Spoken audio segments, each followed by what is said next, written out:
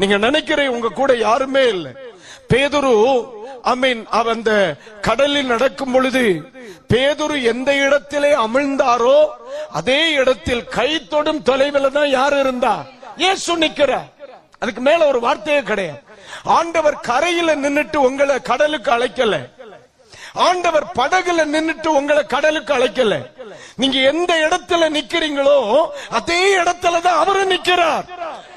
அல்லேலூயா. புரியுதாமா? எந்த இடத்துல? கை தொடும் தொலைவில். ஆமென். எல்லாரும் கையை நீட்டி பாருங்க. தொடும் தொலைவில் தான் அவர். அல்லேலூயா. சிலர் வாழ்க்கையில பார்க்கும் தொலைவில், சிலருடைய வாழ்க்கையில ஆதாம் கேட்கும் தொலைவில் நின்றார். கேட்கும் தொலைவில் நின்றார். பேதுரு பின்மாற்றத்திற்கு பிறகு ஆண்டவரை மறுதலிச்ச பிறகு பார்க்கும் தொலைவில் நின்றார். ஆனா கடலிலே தொடும் தொலைவில்